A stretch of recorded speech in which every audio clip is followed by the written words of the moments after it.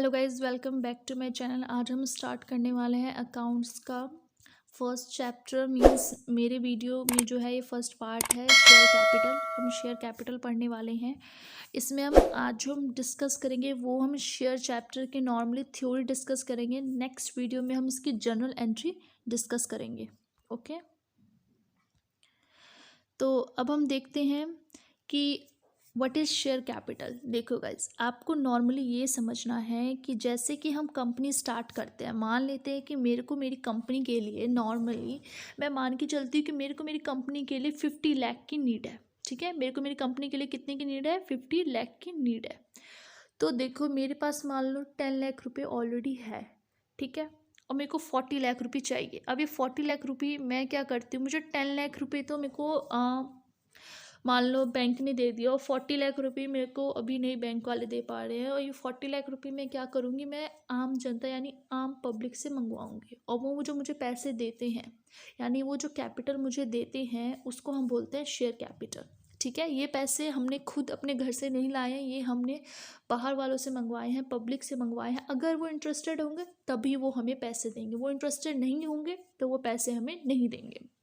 ठीक है, जैसे कि आप मान लो जैसे कि हम जैसे अंबानी की जो कंपनी है, अंबानी की कोई सी भी कंपनी स्टार्ट होती है और जब वो शेयर कैपिटल की डिमांड करते हैं तो लोग फटाफट उनके शेयर्स खरीद लेते हैं, क्योंकि उनको पता है कि अंबानी की कंपनी है यानी कि फ्यूचर में बहुत ज़्यादा प्रॉफिट्स होंगे तो वो ऑटोमेटिकली आ जाते हैं और शेयर्स कैपिटल उनके शेयर्स खरीद लेते हैं, जिससे उनके पास बहुत सारे कैपिटल यानी पैसे चले जाते हैं कैपिटल के फॉर्म में।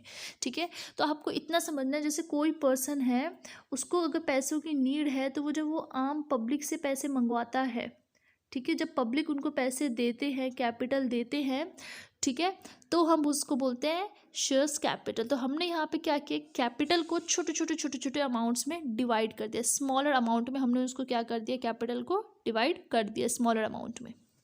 ठीक है, और इसकी एक एक यूनिट क्या कहलाती है, शेयर्स कहलाते। जैसे मैं मान लेती हूँ मुझे 40 लाख की क्या थी, 40 लाख की नीड थी, तो मैंने 40 लाख को बहुत छोटे छोटे यानी कि मैंने 1000 रुपये में डिवाइड कर दिए। तो ये जो 1000 की जो यूनिट्स बनी है, ठीक है, जैसे देखो मेरे को कितने पैसे की नीड थी, मेरे को नीड थी 40 लाख की नीड थी। तो मैंने इसको 1000 रुपये के हिसाब से डिवाइड कर दिया कि मेरा एक शेयर की प्राइस कितनी है, 1000 रुपये है।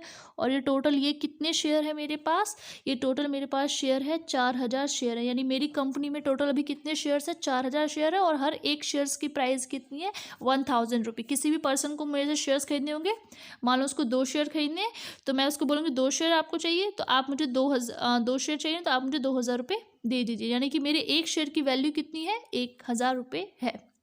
ठीक है, तो ऐसे हम अपने बड़े से अमाउंट को, कंपनी के बड़े से अमाउंट को छोटे पार्ट्स में डिवाइड कर देते हैं, उसको बोलते हैं स्मॉलर डिनोमिनेशन में डिवाइड कर देते हैं ना। ये ईच यूनिट क्या कहलाती है, शेयर्स कहलाती है। नॉर्मल बोलेंगे हम क्या, हमने जो अमाउंट रिसीव्ड किया है किसके फॉर्म में, यानी कि कैपिटल के फॉर्म में जो हमने अमाउंट को रिसीव किया है, कैसे कि हमने एक शेयर्स को इशू किया तो हमें लोगों ने पैसे दिए, उसको हम बोलते हैं शेयर कैपिटल।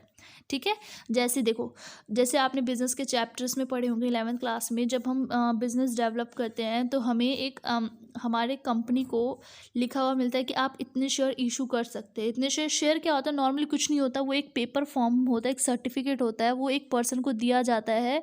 जैसे मैं कंपनी की ओनर हूँ, मैंने इस पर्सन को ये सर्टिफिकेट दिया, किस नाम से दिया, इस पर्सन ने मेरे से 4000 का शेयर खरीदा है, तो मैं क्या दूंगी, इसको पेपर दूंगी और ये मुझे क्या देगा, पैसे देगा। ठीक है, मैंने इसको पेपर दिया, सर्टिफिकेट दिया शेयर का, और ये मुझे क्या देगा, पैसे देगा कि मैंने आपसे 4000 के शेयर्स खरीदे हैं। इससे क्या होगा, इसको ये क्यों मुझसे 4000 के शेयर्स खरीदा है, ताकि अगर मैं अपनी कंपनी में हर साल जितना भी प्रॉफिट्स करूँगी तो उसका कुछ पोर्शन, कुछ यानी बहुत ज़्यादा नहीं, कुछ पोर्शन इसको मिलता रहेगा, यानी इसको इंटरेस्ट के फॉर्म में पैसे मिलते जा रहे हैं, इसलिए लोग हमसे शेयर्स खरीदते हैं। इसलिए मान लो जियो की कंपनी के जो शेयर्स होंगे उसके प्राइस बहुत ज़्यादा होंगे, लोगों को बहुत ज़्यादा प्रॉफिट्स होते होंगे, तो लोग फटाफट वो शेयर्स खरीद लेते होंगे। ठीक है, तो शेयर की डेफिनेशन यही है कि जब हम स्मॉलर अमाउंट यानी स्मॉलर यूनिट में डिवाइड करते हैं, उस ईच यूनिट को हम कहते हैं शेयर कैपिटल। यानी शेयर कैपिटल क्या होता है, जो हम अमाउंट रिसीव करते हैं इशू करके, उसको बोलते हैं शेयर कैपिटल। तो देखो हमारे जो शेयर्स होते हैं, शेयर्स हमारे दो टाइप के होते हैं शेयर्स। पहला टाइप हमारा क्या है, प्रेफरेंस शेयर। Preference share. दूसरा टाइप क्या होता है, इक्विटी शेयर। आप ये मान के चलो जो प्रेफरेंस वाले हैं ना वो थोड़े ऊंचे ओहदे के हैं और ये जो है थोड़े से नीचे ओहदे के हैं, यानी इन्होंने ज़्यादा पैसे दे के हमसे शेयर खरीदा है प्रेफरेंस वाले ने, और इन्होंने कम पैसे दे के हमसे शेयर खरीदा है। ठीक है।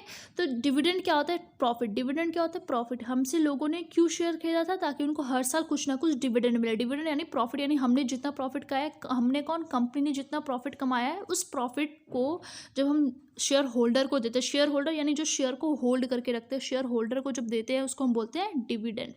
तो डिविडेंड जो होता है ना, मान लो कभी कंपनी को तो डिविडेंड, कभी कंपनी को तो बहुत सारा प्रॉफिट हुआ, बहुत सारा प्रॉफिट हुआ तो वो दोनों को दे सकता है डिविडेंड। मान लो कभी कंपनी को नहीं हुआ प्रॉफिट, कंपनी को लॉस हुआ, बट कंपनी की जिम्मेदारी बनती है चाहे कंपनी को लॉस हो प्रॉफिट हो, प्रेफरेंस वाले को तो पैसे देने ही देने हैं। ठीक है। प्रेफरेंस वालों के डिविडेंड क्या होते हैं, फिक्स होते हैं, इनके फिक्स नहीं होते हैं। और इनको जो मैं डिविडेंड दूंगी, किसको, प्रेफरेंस वाले को जो डिविडेंड दूंगी वो इक्विटी से पहले डिविडेंड दूंगी, और इक्विटी को डिविडेंड दूंगी वो बाद में। ठीक है। मान लो मेरे पास 1 लाख रुपए पैसे बचे हुए हैं, तो 1 लाख रुपए में से ना मैं पहले प्रेफरेंस वाले को दूंगी। मान लेती हूँ मैं प्रेफरेंस वाले को मुझे देने हैं 60,000 रुपये और इनको देने 50,000। तो मैंने क्या किया, 1 लाख में से 60,000 रुपये पहले मैंने प्रेफरेंस वाले को दे दिया, यानी इनको पहले दूंगी। Dividend is paid on preference share before it is paid on equity share, equity share से मैं पहले इनको पैसे दूंगी डिविडेंड। अब मान लो मेरे पास थे 1 लाख रुपये, 1 लाख में से मैंने 60,000 तो इनको दे दिया, अब मेरे पास मुझे 40,000, बट मुझे इक्विटी वाले को कितने देने थे, 50। तो 40 में इन लोगों को एडजस्ट करना पड़ेगा। ठीक है। इनको थोड़ा कम कम पोर्शन मिलेगा फिर। ठीक है। क्योंकि इनको जो डिविडेंड मिलेगा वो बाद में मिलेगा, बाद में जो मिलेगा वो इनके ऊपर डिपेंड है, पैसा बचेगा तो मिलेगा, पैसा नहीं बचेगा तो नहीं मिलेगा। और कन्वर्टेबिलिटी, कन्वर्टेबिलिटी यानी कन्वर्ट करवा सकते हैं, हाँ प्रेफरेंस वाले कन्वर्ट करवा सकते हैं, इक्विटी वाले कन्वर्ट नहीं करा सकते हैं। Refund of capital, refund of capital means जैसे जब कंपनी बंद होती है, यानी जब कंपनी वाइंड अप होती है तो कंपनी के पास, जैसे डिसोल्यूशन वाला अगर आपने चैप्टर पढ़ा होगा, तो एसेट्स एंड लाइबिलिटी को फिनिश करते हैं, डिसॉल्व करते हैं, तो जो हमारे पास पैसे बचते हैं उन पैसों में सबसे पहले लाइन में कौन आ जाते हैं, प्रेफरेंस वाले आ जाते हैं कि हमें हमारा पैसा वापस करो। तो सबसे पहले हम इनको इनका पैसा वापस करते हैं, अगर तब भी कुछ पैसे बच जाते हैं तब जाके हम इक्विटी वाले को वापस करते हैं। ठीक है। यानी इनको बिफोर, यानी इनको पहले मिलेगा और इनको बाद में पैसे मिलेंगे। ठीक है। अब थोड़ी सी ना ये थोड़ा सा अलग है, क्यों, इनमें ना जो हम राइट्स दे रहे हैं ना, इनको क्या हुआ, वोटिंग राइट्स में थोड़े से इनको एक्स्ट्रा पॉइंट मिले। मींस इक्विटी वाले को यहाँ पे थोड़ी सी एक्स्ट्रा चीज़ मिली, क्या, इक्विटी वाले को ना वोटिंग राइट्स है, सभी चीज़ों में इनको वोटिंग यानी वोट दे सकते हैं, बट प्रेफरेंस वाले वोट राइट इनके पास नहीं है। रिडेम्पशन मतलब क्या होता है, क्या ये निकाल सकते हैं अपने शेयर, यानी कंपनी वाले, देखो कंपनी वाले के पास ज़्यादा प्रॉफिट हो रहा है, अब वो नहीं चाहते कि हम अपने प्रॉफिट्स को शेयर करें, कोई भी नहीं चाहता होगा कि मैं अपने प्रॉफिट्स को शेयर करूँ, तो इसलिए मैंने डिसाइड किया कि मैंने इनको शेयर्स बेचे थे ना वो मैं इनसे ही खरीद लेता हूँ। तो कंपनी जो रिडेम्पशन जो कर सकती है ना, प्रेफरेंस वालों को रिडीम कर सकती है, यानी उनसे उनके शेयर वापस ले सकती है, बट इक्विटी वालों से नहीं ले सकती। ठीक है। तो ये हमने सारे डिफरेंस पढ़ लिए। अब हम पढ़ते हैं जो हमारे शेयर कैपिटल होते हैं। शेयर कैपिटल हमारे 3 टाइप के होते हैं, authorise, issued and subscribe. Authorise क्या होता है कि हम जैसी कंपनी जब बिल्डअप हुई होती है, जब कंपनी स्टार्ट हुई होती है, तो कंपनी को ना हम पहले ही बता देते हैं कि आप केवल, जैसे मैंने एग्जांपल के तौर पे ले रही हूँ, कंपनी आप केवल ना 50 लाख तक का शेयर इशू कर सकते हो, उससे ज़्यादा आपको कोई राइट नहीं है इशू करने का, केवल 50 लाख रुपये तक का। ठीक है। अब मेरा मन है, मेरे पास तो मान लो पैसे पड़े हुए हैं, तो मेरा मन है कि मैं 30 लाख का इशू करूँ, बाकी के 20 लाख ना मैं फ्यूचर में इशू करूँगी, अभी नहीं है। ठीक है। तो मैंने 30 लाख के इशू किए। अब मेरा मन है, अब मैंने इशू किया, अब लोगों का मन है, लोग मेरे चीज़ को सब्सक्राइब करते हैं कि नहीं करते हैं। जैसे अभी मेरा यूट्यूब चैनल चल रहा है, तो लोगों का मन है ना कि वो मेरे चैनल को सब्सक्राइब करे कि ना करे। ठीक है। तो वैसे ही मैंने जैसे अपने शेयर को इशू किया, मैंने 30 लाख के शेयर को इशू किया, अब लोगों का मन है कि वो 20 लाख को ही सब्सक्राइब करे। सब्सक्राइब यानी मैंने इशू किया 30 लाख का शेयर, तो लोगों का मन है वो 20 लाख पे ही पे करे, बाकी के 10 लाख वो ना करना चाहते, बाकी के 10 लाख लोगों ने ना किया, वो एग्री। ठीक है। तो ऑथोराइज क्या था, जो हमें एमओए ने 50 लाख रुपए ऑथोराइज किया था, ये मैक्सिमम अमाउंट ऑथोराइज किया जाता है कि लोग कितना ज़्यादा, यानी तुम इतना ही अमाउंट कर सकते हो इशू यानी मैंने इसका कौन सा पार्ट इशू किया। सब्सक्राइब यानी कितना अमाउंट मुझे पे हुआ। ठीक है। तो भाई ऑथोराइज का एक मैक्सिमम अमाउंट है, जो लिमिट बता दी गई कि आप इतना ही इशू कर सकते हो। इशू यानी एक पार्ट है ऑथोराइज का कि आपने कितना इशू किया है टाइम टू टाइम। ठीक है। सब्सक्राइब यानी आपको कितना पार्ट, कितने पैसे मिले हुए हैं। ठीक है। अब कंपनी की कैरेक्टरिस्टिक्स क्या होती है, मैं कब बोलूँगी कि ये कंपनी है। कंपनी की कैरेक्टरिस्टिक्स क्या होती है कि इनकॉर्पोरेशन, कंपनी एक आर्टिफिशियल पर्सन है, वो बनाई गई है कंपनीज एक्ट के थ्रू। ठीक है। Separate legal entity means owner और कंपनी दोनों अलग अलग होते हैं, दोनों सेपरेट होते हैं from its holder. Perpetual existence means company exist करती रहेगी, कंपनी को कोई इफेक्ट नहीं होगा कि कोई डेथ हो, कोई इंसॉल्वेंट हो जाए, कंपनी को इससे कोई इफेक्ट नहीं होता। लिमिटेड लाइबिलिटी मीन्स कंपनी की जो लाइबिलिटी होती है वो लिमिटेड होती है। पर्सन को हम नहीं कह सकते कि आप घर से पैसे लेके आओ, नहीं, कंपनी की जो लाइबिलिटी है वो लिमिटेड है। ट्रांसफरेबिलिटी यानी कि कंपनी की जो शेयर होल्डर है वो अपने शेयर्स को ट्रांसफर कर। आई होप गाइज आपको मेरी वीडियो पसंद आई हो। अब हम मिलते हैं अपने नेक्स्ट वीडियोज़ में। आप थ्योरी अच्छे से पढ़ लीजिएगा और मैं एम करती हूँ कि मेरी वीडियो पे एटलीस्ट कम से कम 50 लाइक आ जाए।